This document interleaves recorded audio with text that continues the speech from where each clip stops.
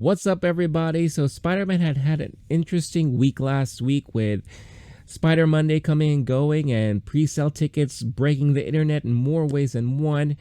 I'm gonna go recap all the stuff that transpired all of last week. Charlie Cox is officially the MCU's Daredevil, and we just got a new Matrix Resurrections trailer that dropped today. All that and a little bit of more stuff coming to you. It's a Talking Talk Podshowcast starting now.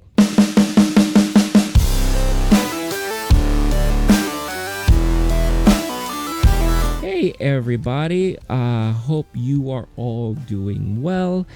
I wasn't able to have this episode uploaded last week. Was still kind of recovering from the Thanksgiving holiday, but I hope all of you had enjoyed your Thanksgivings. I hope all of you ate a lot of stuff. Maybe you indulged in some online shopping or in-person shopping. But it's good to be back here for another week. Given that today is Monday and this episode is uploading on a Monday, I want to kind of get back into a normal routine now that Thanksgiving holiday is said and done. So I will more than likely have a new episode hitting this Friday, and you can expect to see episodes uploaded every Friday moving forward for the time being until I figure out what's a better schedule for myself. But for those of you who are returning, thank you once again for tuning in. As always, I really appreciate it. Whether you're watching on YouTube or listening on your podcast platform of choice. If you are new to the channel, welcome.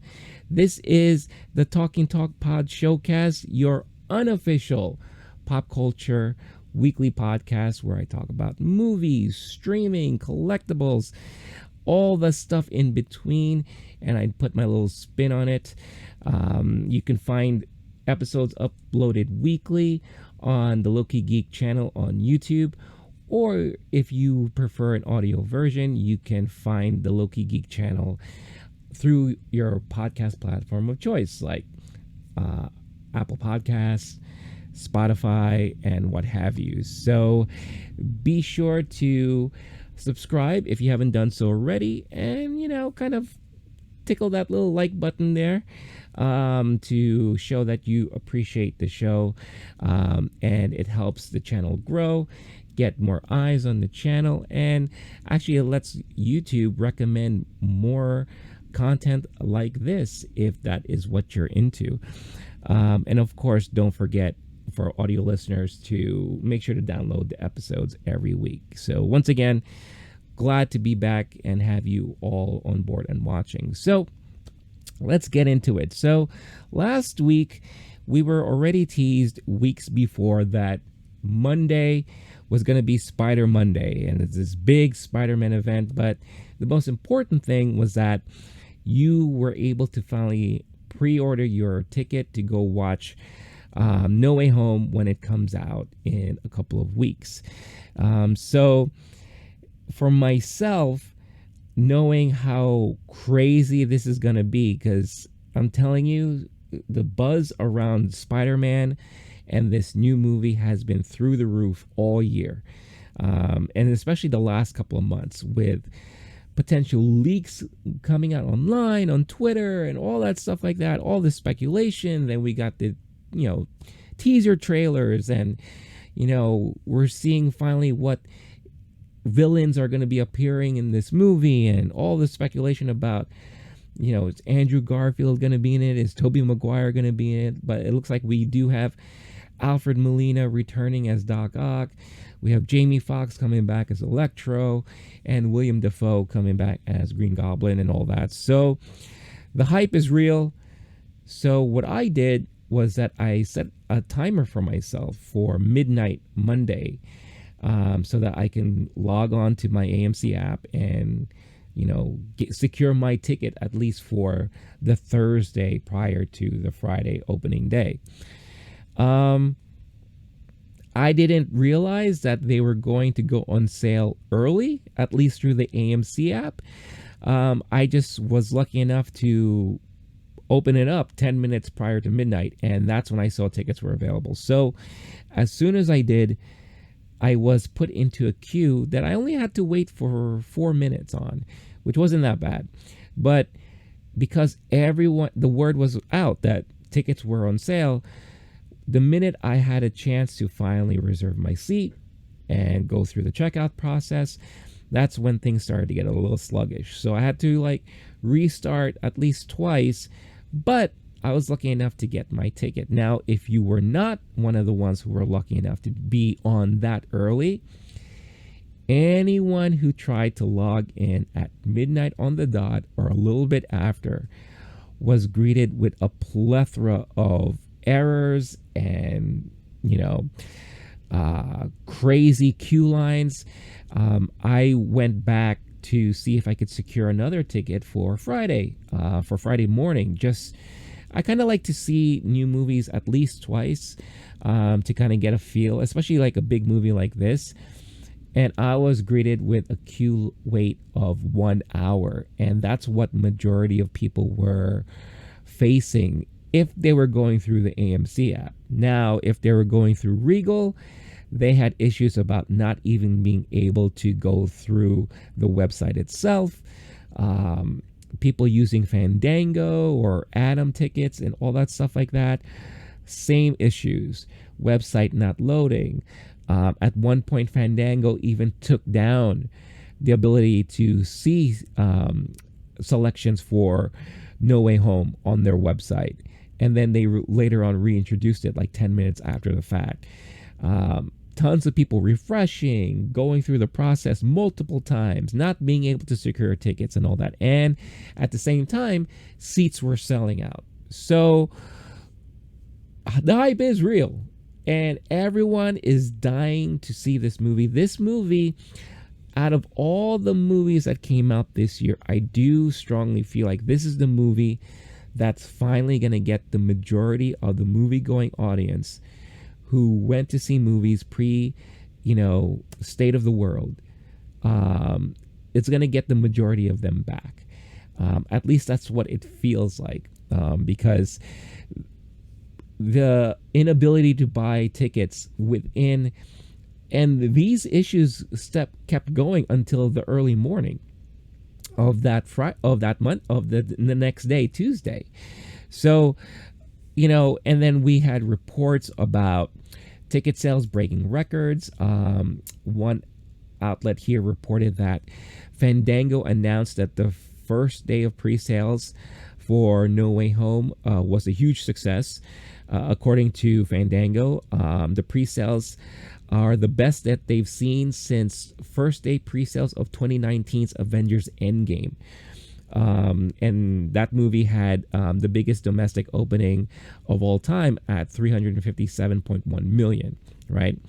So it also said it outpaced the first day advance ticket sales of Black Widow that came out this year, and it's also did much better than Rise of Skywalker and the previous Spider-Man Far From Home, right? So huge records being broken. Everyone's getting their ticket, or at least was trying to get their ticket. And then the absurd happened, and we started getting reports of tickets for the movie were going on eBay for as high as $25,000. You gotta love opportunist and commercialism, because just like any other ticketed event that is really hot, you're always going to find those scalpers and those people trying to take advantage of the situation and really, really see if they can make a quick buck, or in this case, a huge buck out of such circumstances like this. So really, really interesting. But then, like I said, Spider Monday was supposed to be this big thing. They had Tom Holland and Zendaya really talking it up. But nothing really transpired at all that day. People were speculating that we were going to get a new trailer, and that didn't happen. However, there was a bit of news that did drop on that day, and that was Amy Pascal announced that Sony is going to be working with Marvel on 3 more Spider-Man movies in the future, with Tom Holland being attached to them. So, of course, that's great news, especially if you're a huge fan of the Tom Holland Spider-Mans. I know a lot of people are. I personally am. I think it's the better and best representation of Spider-Man in live action form that we've gotten. He's done a phenomenal job portraying the role of Peter Parker there. I don't know what this means for the MCU side of things and how much more they are going to be able to utilize Tom Holland. But I'm pretty sure the contracts have been renegotiated. And when this announcement was made, obviously that means more opportunity for Tom Holland to appear in the MCU movies as well, because I'm pretty sure he is going to be playing a huge part in the Marvel plans moving forward, and whatever, if we're going to get a new Avengers like team up and movie coming out in the future. So really, really good, crazy stuff. We later on in the week, we also got treated to some new movie posters that featured and highlighted the 3 main villains. So we got the Doc Ock poster, we got the Jamie Foxx poster, we got the William Dafoe Goblin poster. And the huge speculation around that is, if you look at Electro and his new outfit, it looks like he is donning an arc reactor, very similar to what we have seen Iron Man use. So what's the story behind that? We're not sure. Again, this is just speculation, but of course the internet went nuts trying to determine what that's all about. Look, I've said this time and time again. Spider-Man is a global sensation and the most recognized superhero comic book character in the world. I've gotten flack on that statement in the past, but this pretty much shows that even the generic movie-going audience, this is a movie that they're highly anticipating. This is one of those comic book / superhero movies that transcends genres, right? Of course, you got the geeks like myself and like some of you, the comic book nerds out there who are always going to be going out and watching these movies, right? Whether it's Batman or Wonder Woman or any of the Marvel characters, there's always going to be a huge audience for this. It's also safe to say that Marvel has a huge fan base too. And not all of them are hardcore comic book characters. However, I believe, and I think this shows, and this is a good representation of what that is, that Spider-Man expands and transcends all of that, where even a movie-going person or group of people who are not Marvel fans or who are not real comic book superhero fans and all that, they are fans of Spider-Man, or at least they like these movies enough that this is a movie that they feel is a must watch in the theaters, in big screen. Because again, this is not going to be available day and date streaming like we've seen in the past, or what we see with Warner Brothers, and how they treat their movies this year. So the only way to watch this will be in the movie theater. And based on everything that we saw last week, it's going to be a huge event, and very timely too, because again, it is coming out in a couple weeks. It's the holidays. You got more families together. I'm pretty sure Christmas week, this is going to be a huge ticket item. Everyone's going to have a chance to go watch this if they feel comfortable enough to go back to the movie theaters. Now we know there's a new situation with the world right now, and we don't know what's going to happen in the next couple of weeks. Hopefully nothing crazy, but I'm pretty sure opening weekend and the weeks to follow is going to be huge for No Way Home, and it'll be really, really interesting to see how that's all going to play out. But if all of that news that dropped isn't enough, over the weekend we were surprised with a teaser of the next Miles Morales animated Into the Spider-Verse sequel. um, which is now being called Across the Spider-Verse.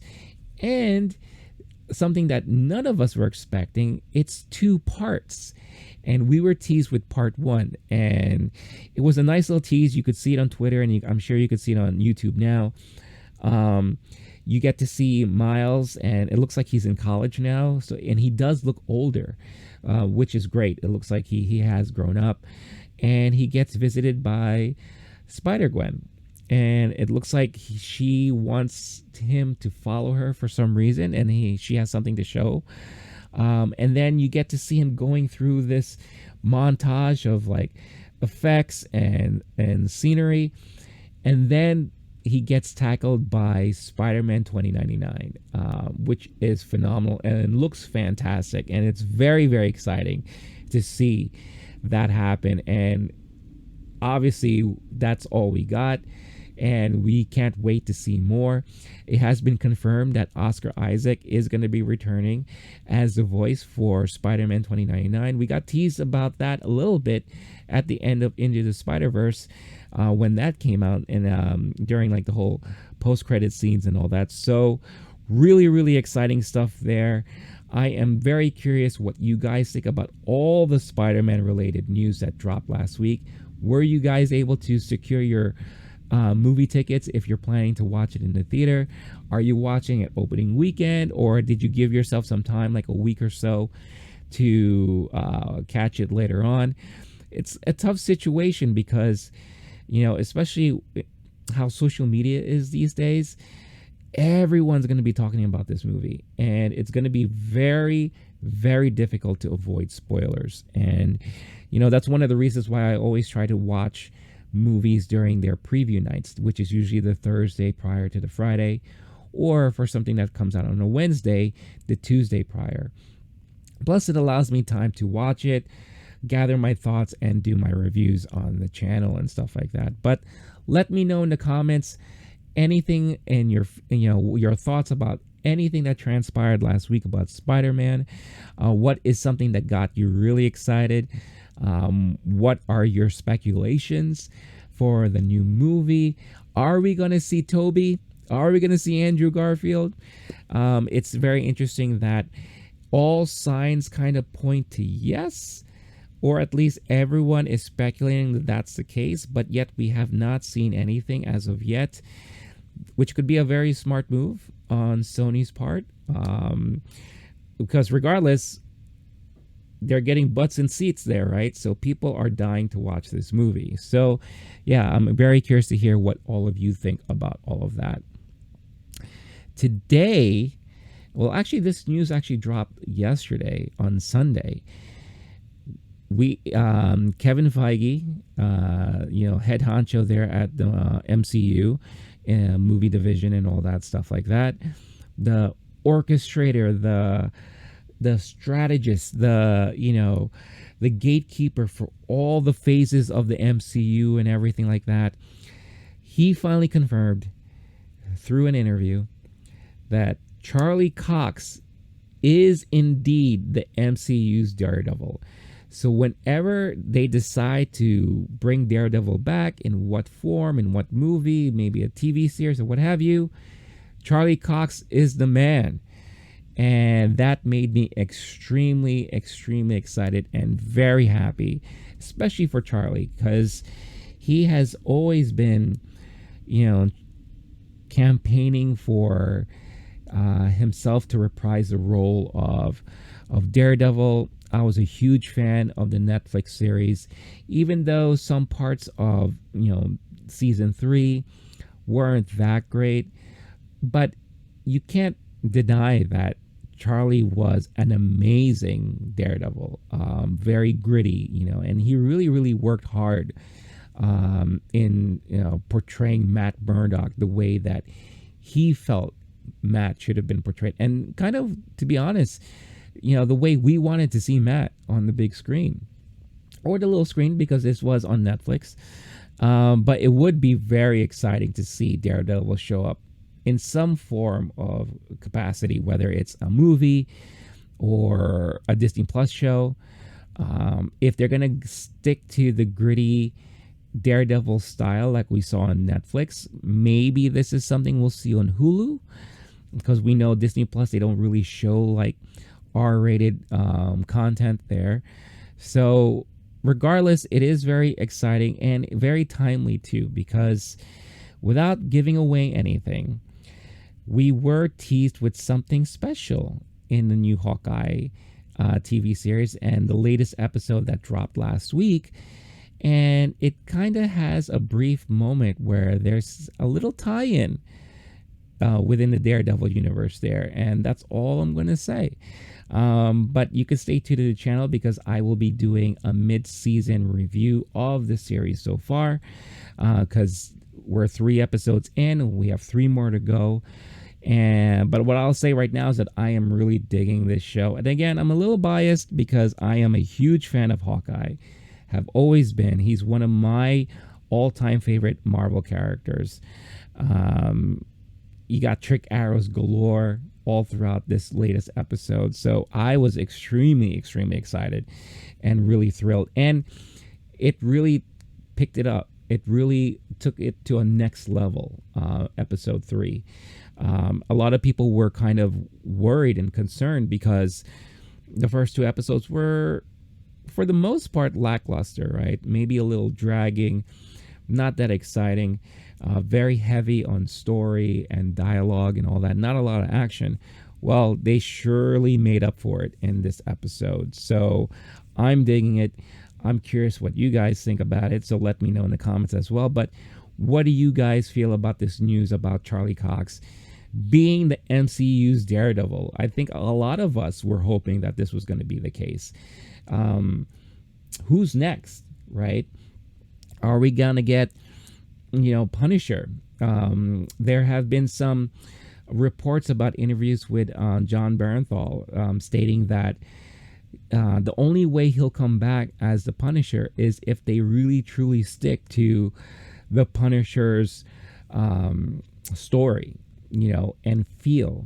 He wants it to be gritty. He wants it to be R-rated, which is what the Punisher is. The Punisher is not Disney friendly in a way, right?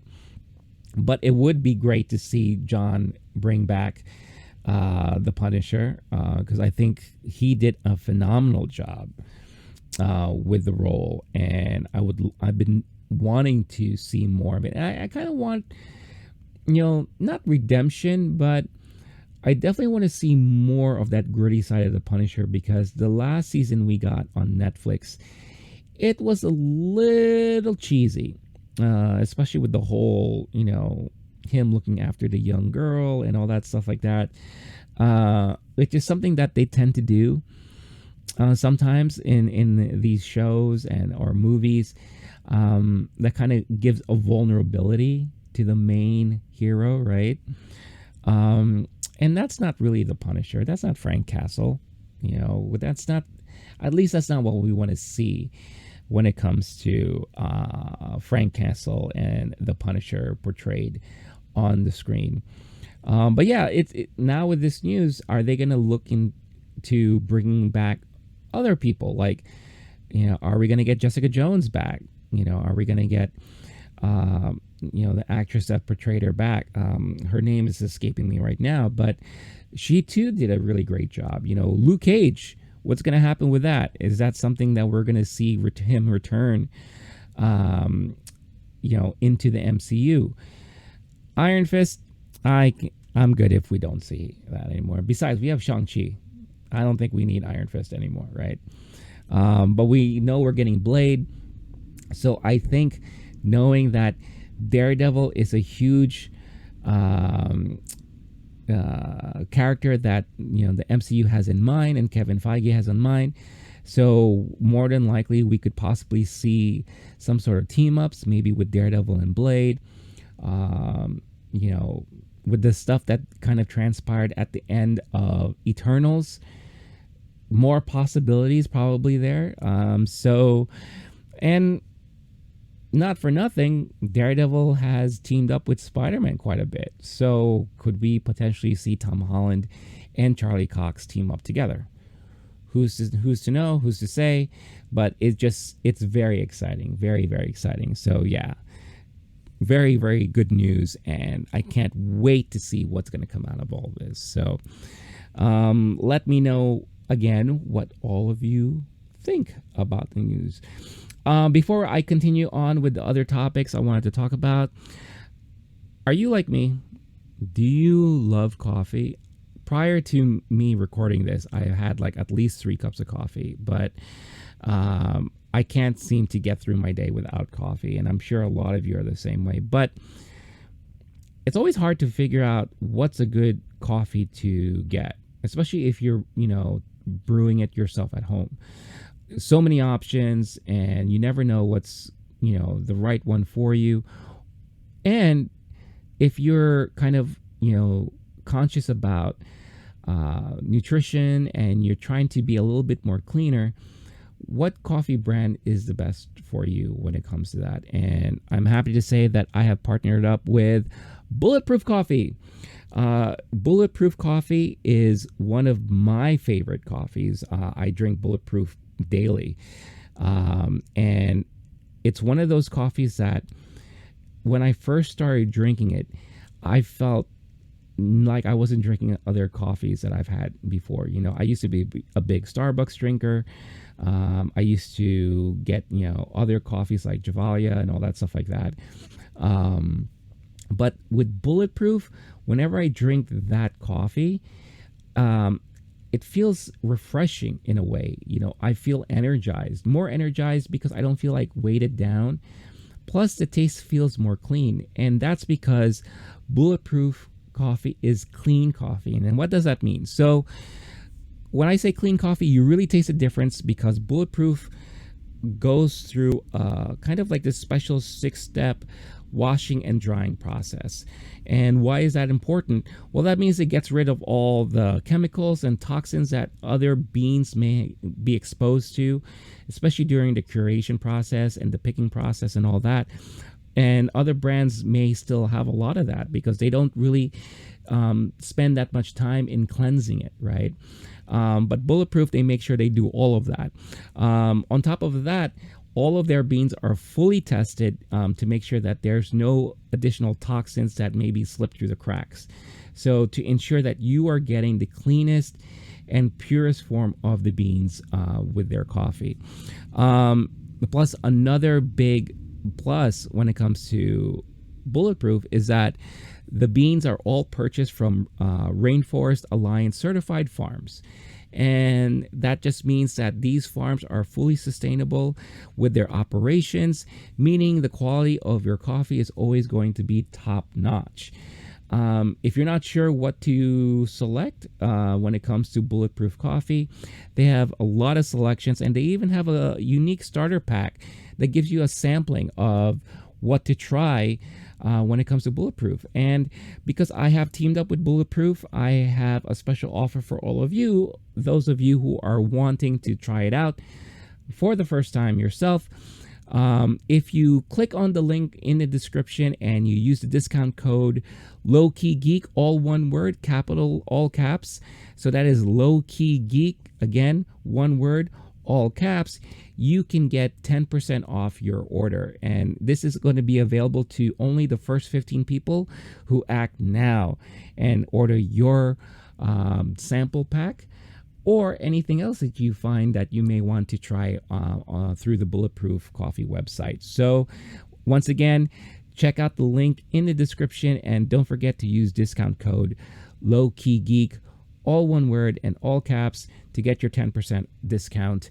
And any one of you who uses the link and the discount code, it does also help the channel, and it helps recognition with Bulletproof Coffee that you're coming through here, and that means I'll be able to get to do more stuff with them and more stuff for all of you guys. So again, appreciate the support, but do check them out.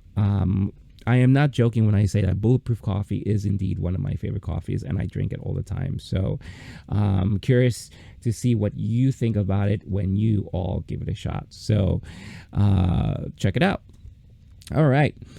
Another big thing that dropped today. So there's a theme going on. So we had Spider Monday, and today was Matrix Monday. So not only were you able to pre-purchase your Matrix Resurrections movie tickets today, but we were given a new trailer, and they're calling this the new final trailer for Matrix Resurrections, and it gave us a whole lot more insights into the story, and it very, very intriguing. It's very intriguing, and I'll tell you why. Because it looks like it's confirmed that this is indeed a reboot of the Matrix, and we are going to be experiencing things through a new version of the Matrix. But they are trying to resurrect Neo by, I'm pretty sure, re-downloading all the memories and all the stuff that happened in the previous Matrix, right, into this body. I don't know if this is indeed the Neo or another version of Neo or what have you, but it looks like the roles are being reversed a little bit, because the main focus in this movie appears to be Trinity.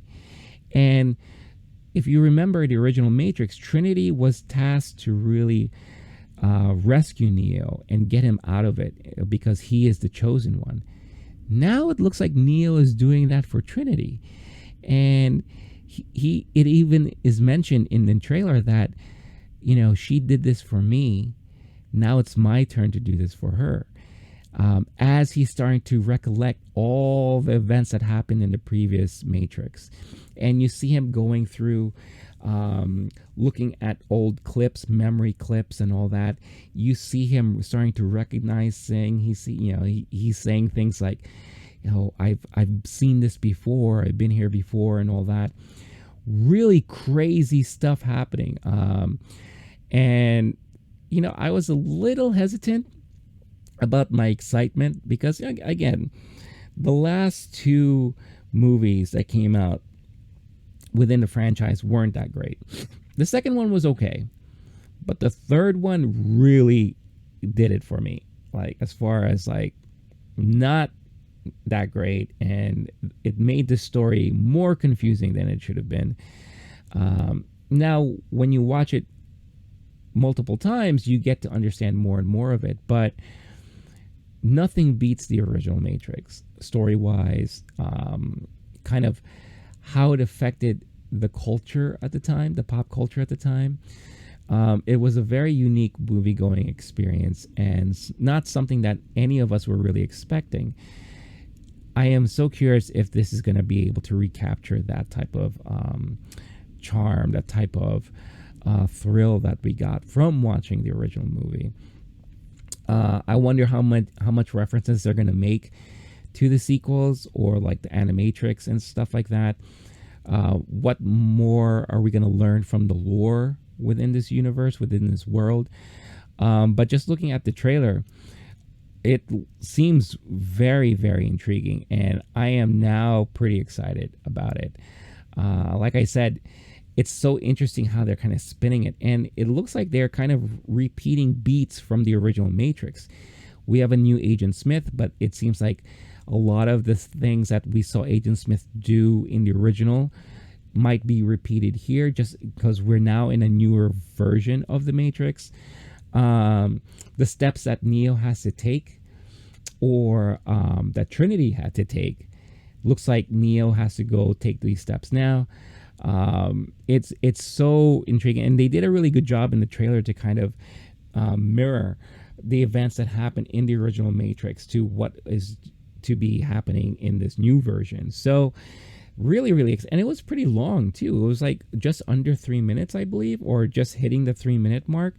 So we were teased with a lot of stuff, and I will say I am very, very intrigued about this new version of the Matrix that we're getting. Will it resurrect the franchise? This is something I've said in the past, and we'll see.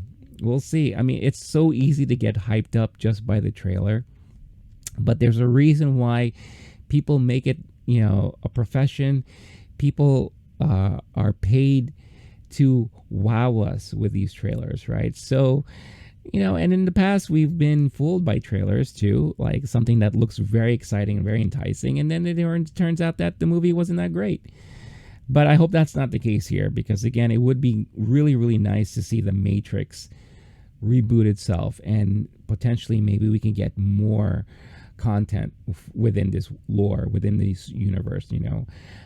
Maybe instead of movies, this will be better suited for maybe a long form streaming show on HBO Max, perhaps, right? A la Westworld, maybe something like along those lines, where they could just dive deeper and spend more time with the character building, the universe building, and all that, instead of trying to cram it all into like these movie formats. The last thing we need is to be treated to sequels that are 2.5 hours long, that maybe sometimes drag or doesn't make sense. But yeah, it will be really, really interesting to see what's going to happen when this movie comes out. Now, ticket sales, it didn't break the internet. It ain't no Spider-Man. But I'm sure there's a lot of people who took advantage of the pre-sale today. So what about you? Are you guys looking forward to this new movie? Is this something that you want to watch in the theater, or would you prefer to just watch it on HBO Max when it comes out? Given that, from what it looks like, they're not doing a preview night for this movie because it's coming out Christmas week. So it's going to be coming out on that Wednesday. So show times were as early as like noon on Wednesday. But that only means that people who are going to be watching it on HBO Max are going to probably be waiting for that midnight release, if they're doing a midnight release. Now, some of the movies that they've released in the past that have day and date releases, they would wait until noon the next day for the movie to be available on streaming. Now, if I remember correctly, the Suicide Squad, when that came out, they actually released it earlier. Was it Suicide Squad or was it Dune? No, it was Dune, sorry. Dune, they released it a day earlier. So I don't know what their plan is with the Matrix here. But if, let's say you're like me, waiting to watch this in the theater, you better be just staying off of social media, because everyone's going to be talking about it, because everyone who's going to want to watch it at home is going to have first dibs on it. So we'll see what happens. Who knows? Maybe I might be enticed to watch it at home first, and knowing that I'm going to watch it in the theater anyway, just for the experience. We'll see. But definitely curious to see how that's all going to play out. Speaking of movies, and I know I mentioned before that I do believe No Way Home is going to be that movie event of the year that is going to bring the majority of moviegoers back into the theaters. I wonder how true that's really going to be based on this new goer survey that was released last week. This was an article that I read sometime last week, and basically they did a survey. I'm going to read the article here for you guys right now. There was a new study commissioned by Quorum, Coltique, and Fanthropology, and what they did is that they surveyed more than 2,500 cinema pre-pandemic moviegoers, right? And basically, obviously, they asked them a whole bunch of questions, but they discovered that 49% of those polled now no longer go to the movies right now. Out of the 2,500, 49% of those are still not going and have not returned to the movie theaters yet. The reluctance mostly comes down to several factors, with 59% saying they don't feel safe in theaters, obviously because of the current state of the world right now and all that stuff. Around 33% of people surveyed say customers being required to present proof of vaccination would make them more comfortable about seeing a movie in theaters. So if they wanted to go back, it sounds like a good portion of those surveyed would prefer the vaccination mandates. If you are in New York like myself, that's already happening. Anytime I go to the movie theater, they require you to show proof of vaccination. I don't know how it is in other states, but at least in New York, they're already doing that. And a lot of the movie theater chains are doing that. The survey also found out that not everyone is on board with this idea and the idea of mandatory vaccinations. So around 20% of respondents view such vaccine requirements as an infringement. I will save my comments about that for another time. But meanwhile, the survey continues and the report continues saying that meanwhile, some 70% of avid moviegoers and 66% of infrequent moviegoers indicate they would go more often if movie going was less expensive.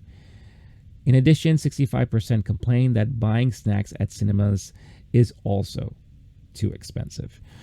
No surprise there. It's been, talked about endlessly about how expensive it is nowadays to go to the movies. If you live in a major metropolitan city like New York or Los Angeles, a couple going to the movies can easily spend $50 for the experience, because average ticket prices are now $16 to $20 per ticket, plus concessions. So concessions, from what I can recall, a regular popcorn here in New York can cost you close to $8. Add a soda to that, and these are just regular sizes now, that's another $6, $5 to $6. So do the math, you're spending a fortune. Now, if you're a family, that means 2 parents and a child, or 2 kids, more than likely you're going to be spending closer to $100 for the movie going experience, or more. Again, within the major metropolitan cities, like in the big metropolitan areas. Now, I know there are other places within the U.S. that are a little bit cheaper, but it is really, really expensive. And the only reason why I am able to go so often is because I take advantage of the AMC Stubs program, which is their movie pass. I pay, I believe it's $26 a month, and I get to see at least 3 movies a week. That's it. And it doesn't have to be restricted to any type of movie. So that means I could watch a standard movie, or I can watch IMAX. If one of the AMC theaters I go to has like those special Dolby theater, whatever thingy majig is, I can watch that too. It's all covered within the movie pass that I am enrolled in. So I save tons of money every month with this, and I won't be surprised if more people decide to go this route if they want to go back to theaters more often. Now, that only covers one person though. So if you're a couple who goes to the movies a lot, that means both of you are going to be enrolled in this program. So you're going to be spending a little bit over $50 a month. But still, you're going to be saving a lot more money because you just go to the movies at least twice in a month and it already paid for itself, right? So, yeah, really interesting stuff there. Again, I'm not really big, that surprised about the complaints about cost, because again, that's been something that's been complained about for a while now. But it is really interesting to see about the vaccination mandates and the feel of safety. A lot of people are willing to say that, especially in not currently, but like during the summer months, like, things are getting back to normal. We can go back out there and do normal things as long as we're vaccinated. And maybe we could wear a mask or what have you. But it seems like there are quite a few people who still don't feel comfortable. And it shows. I report on box office numbers every week, and we are nowhere near pre-world situation numbers. Nowhere near it. And you would think Thanksgiving being a huge holiday where families are gathered together, and movie going what is a huge holiday tradition for a lot of people. For myself, one of the things I used to always do was that on Thanksgiving Day, you'll have your Thanksgiving dinner, which was really early, like around 2 or 3 o'clock, or sometimes 4 o'clock. Have a little nap afterwards, and then go to the movies after that, to spend the night. And a lot of families have that same type of tradition as well.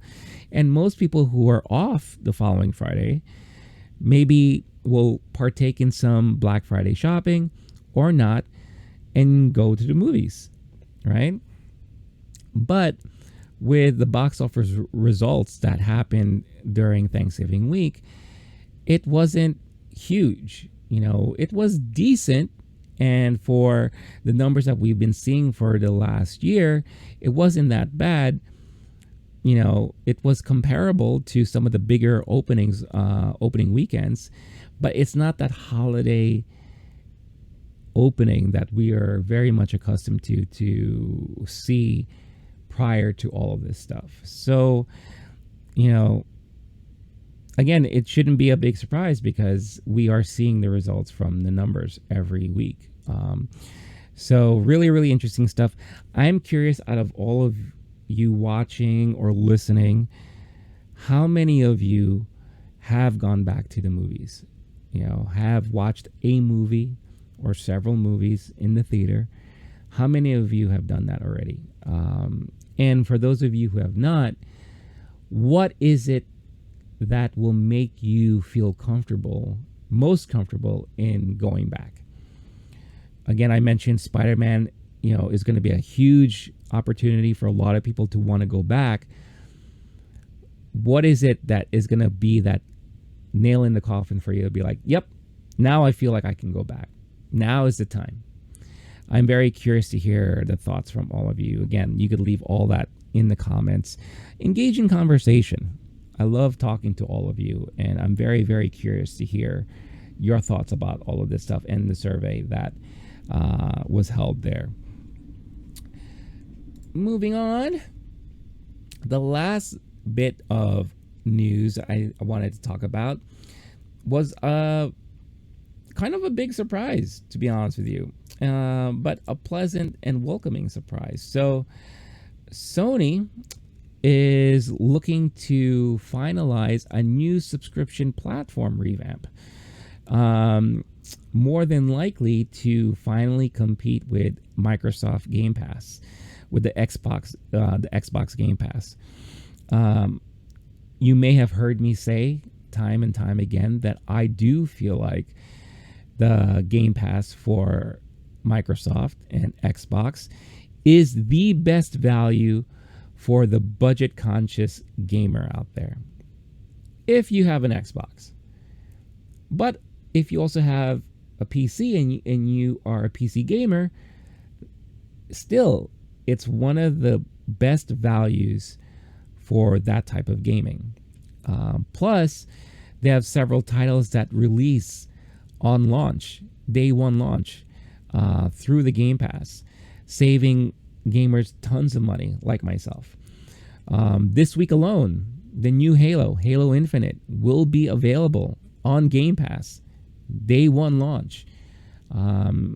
Highly anticipated game for a lot of Xbox gamers and fans of the Halo franchise. And that's huge, right? But yeah, so Bloomberg, and I'm reading this report that I read last week. Bloomberg broke the report saying that the current plan is to phase out PlayStation Now. Again, no big surprise for me personally. PlayStation Now, I feel like, was a very poor attempt at their online service.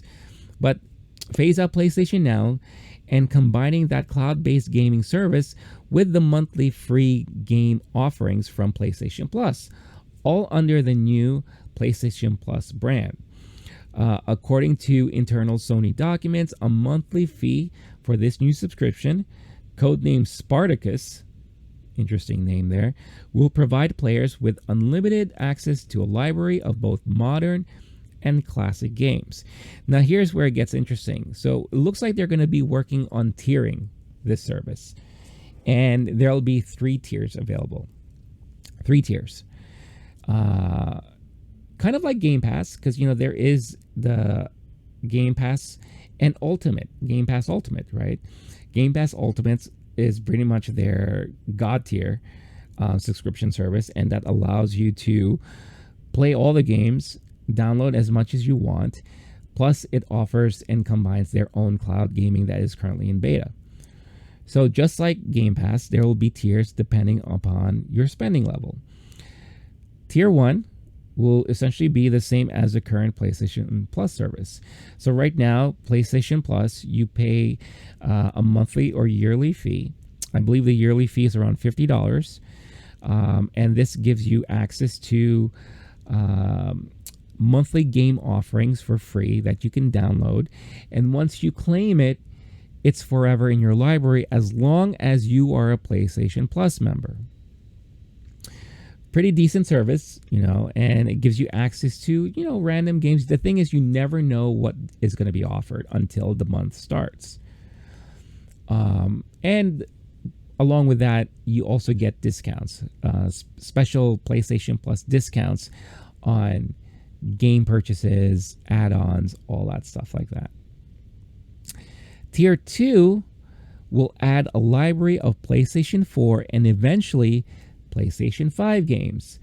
So this sounds like this is going to be very similar to Game Pass Ultimate, that will allow you to download anything that they have within the library for PlayStation 4 and PlayStation 5 games. It's funny that they say eventually. So this sounds like it sounds to me like PlayStation 5 games won't be available from the start. Huge bummer. But then again, a lot of you out there don't have PlayStation 5s yet. That's a whole other issue. The third tier, which is their God tier, will offer extended demos and game streaming as well as PS1, PS2, PS3, and PSP libraries. Now, if you are a PlayStation fanboy, or you just enjoy a lot of the library from all the different, iterations of the PlayStation brand and PlayStation home console, this is exciting because you're going to now be able to play all of these games, whatever is available, because again, we don't know what that library is going to look like, and you're going to be able to stream them through the cloud gaming system. That's huge, right? The article continues saying Spartacus is also expected to be available on both PlayStation 4 and PlayStation 5. No big surprise there. It comes as Sony is also putting resources into expanding its efforts in cloud gaming.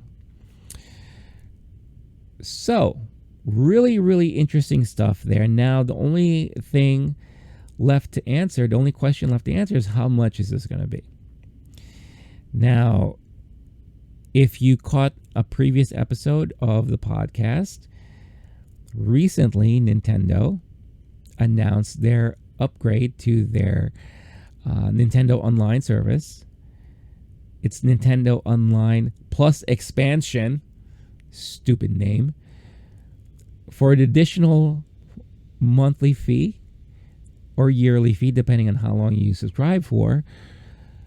You'll get to unlock their two stupid virtual consoles for the N64 and Sega Genesis. And you'll get access to specific first-party DLC content for now, which is a value that I said was useless and really not worth the extra money. Now with this is a different situation, right?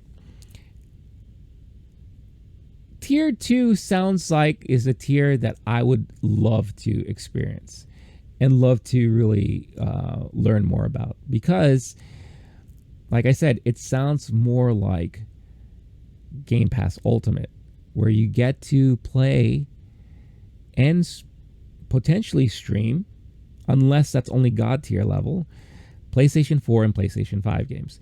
All I would really care about right now is PlayStation 5 games. Because again, speaking as a budget a budget gamer,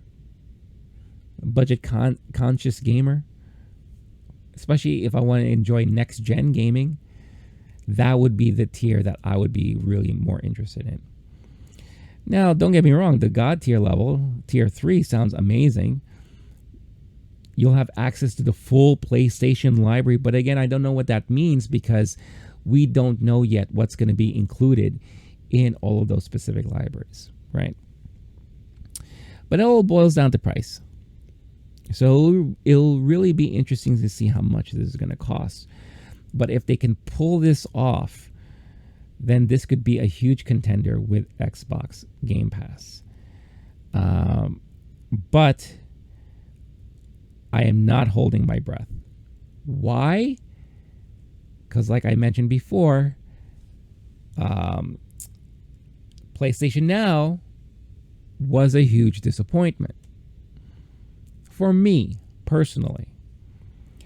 Now, I am curious to hear how many of you subscribe to PlayStation Now. How much do you utilize it? How many games have you played on it? From what I recall, you are limited to only PlayStation 3 and PlayStation 4 games, right?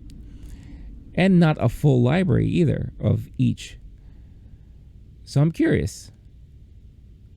Is PlayStation Now worthy of the subscription, of the money that you pay? Now, knowing what's going to be coming down the pipe, is this new version something that you're going to be interested in? Like I said, I am very curious to see how the tiers are going to play out price-wise and what the libraries are going to include. Because if they can get it so that at least for the most part, all first-party games, first-party devs, their games will be available through this service, then I'll be in. I'll be in.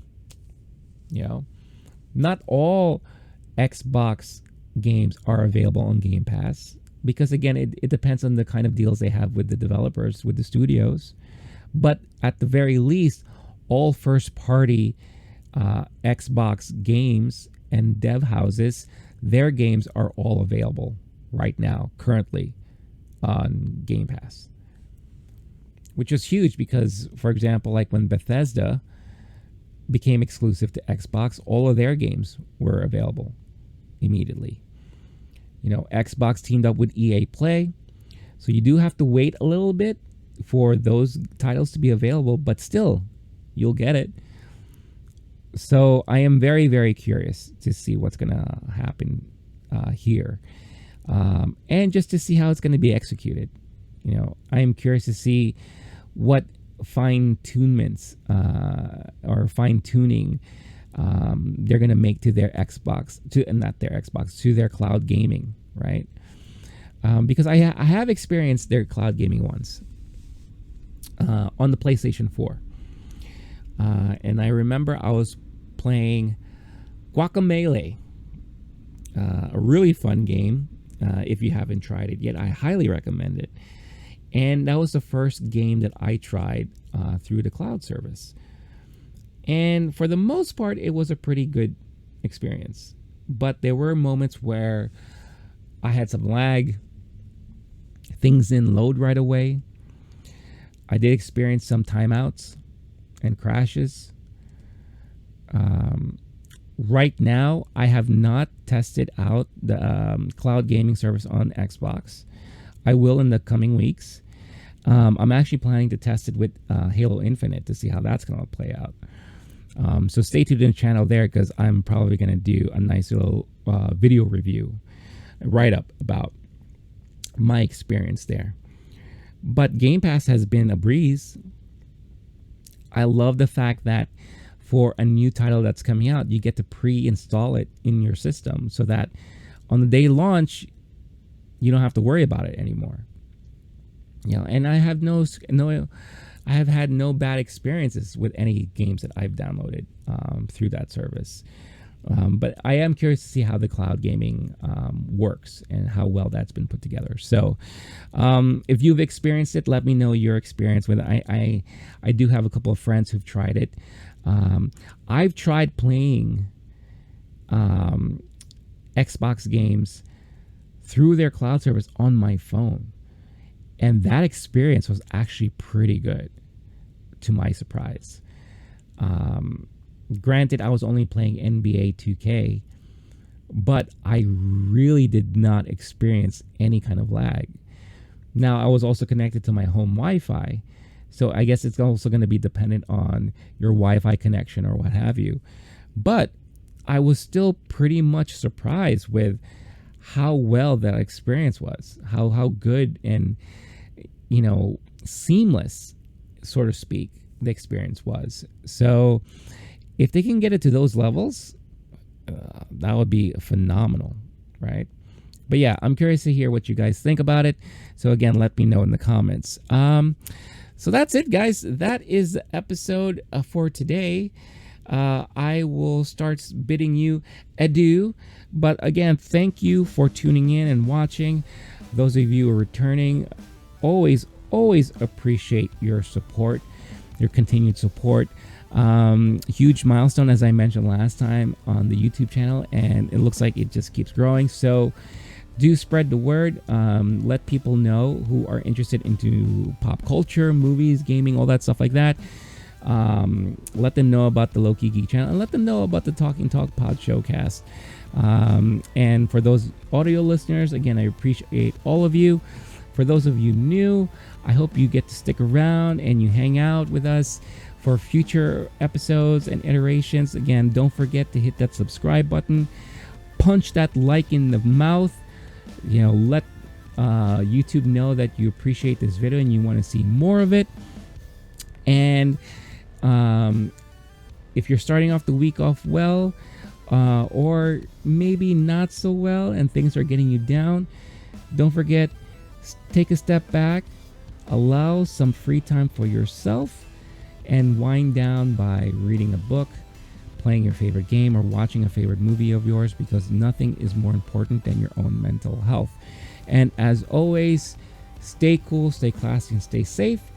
And I will catch all of you guys next time. Peace.